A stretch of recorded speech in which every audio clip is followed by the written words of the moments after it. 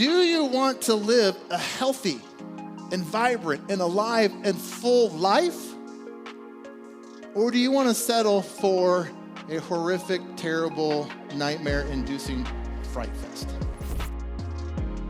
We're in week 2 of our series in the Book of Titus. It's Paul's personal letter to kind of his ministry protege, kind of his ministry intern, this Greek named Titus, who Paul has left behind on the island of Crete. And he's left them for a very distinctive purpose. The reason that I left you, Titus, on the island of Crete is that you might put in order what was left behind. And the deal is, even though a lot of these young people, or the people that were in the church, were becoming followers of Jesus and kind of turning away from all that and turning towards Jesus, there were a lot of what Paul says were rebellious people in each of these house churches scattered around the island who were actually leading people in those small churches away from God. And he's like, your job is to go in there and it's to straighten things out. And how is he supposed to do that? He says, by appointing elders.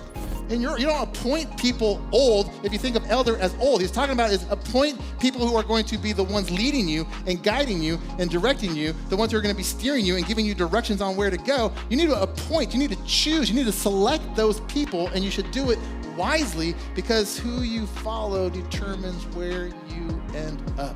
Paul's litmus test for leadership and authority and who you should appoint elder, it's got nothing to do with age. It's got nothing to do with accolades or diplomas. It's got nothing to do with any of those things. And it's got everything to do with character. So how do you tell? How do you tell the difference between somebody who's healthy and unhealthy? Somebody who's well and unwell, in good working order and not in good working order? How do you tell? By their behavior, by what they do. Check out their life. Does it have good fruit or bad fruit? If it's got good fruit, then follow. If it has bad fruit, then don't follow.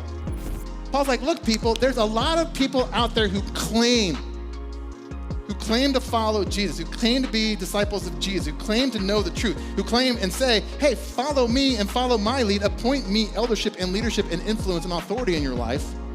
And he's like, not so quick, because some of those people are frauds and it's not legitimate. And how do you tell? By their actions.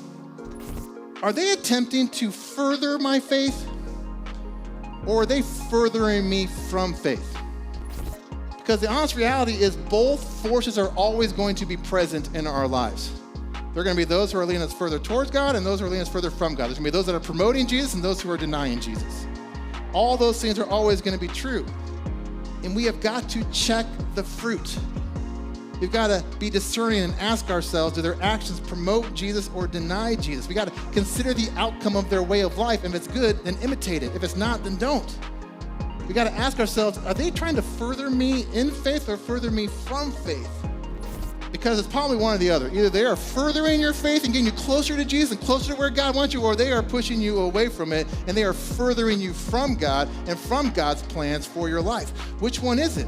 And likewise, are you furthering the faith of those who are following you, or are you furthering them further from God by your life and your example and your actions and your fruit? Which one is it?